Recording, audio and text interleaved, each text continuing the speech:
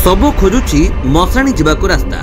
मशाणी जीवाकू रास्तार सुविधा नाही। गाँ लोकंक मृत्यु हेले जीवन को बाजी लगाई भरा नई पार होई मशाणी जीवाकू पड़ुछि। एभली अभावनीय दृश्य देखिबाकू मिलिछि कोरापुट जिल्ला दशमंतपुर ब्लॉक अंतर्गत गादियागुड़ा पंचायत अधीनस्थ बगेईपदर गाँ रे। एई गाँ रे रहुथिबा जणे व्यक्तिंक मृत्यु होइतिला। तांको शव सत्कार करिबा पई संपर्कीय परिवार वर्ग एवं बंधु बांधव बाहरिथिले। हेले मशाणी जीवा पूर्वरु बाट उगाली रहिछि मुरान नदी। स्थायी पोलो नथिबारु भरा नदी रे जीवन को बाजी लगाई कोकेई शव धरी मशाणी नेउथिबा देखिबाकू मिलिछि। एभली घटना दिने कि दुई दिनर नुहे, वर्ष तमाम पूर्वपुरुष ठारू एभली दुर्दशा भोगुथिबा ग्रामवासी कहिसंती। केवल गोटे गाँर लोक नुहे, एहिपरि तळ गद्री और परजा गद्री ग्रामवासी मध्य समान दुर्दशा भोग करुछंती। गोटे मशाणी रे 3 खंड ग्रामवासी शव सत्कार करिथांती। खरा दिने नदी रे कम पानी थिबारु जेमिति सेमिति यातायात होइथाय, किंतु वर्षा दिने गाँर केही मृत्यु हेले शव धरी मशाणी जिबाकू बाट न पाई ग्रामवासी नाही नथिबा असुविधार सम्मुखीन होउथिबा ग्रामवासी खबर सह कहिसंती। तुरंत जिला प्रशासन दृष्टि देवा सहित 3 खंड ग्रामवासी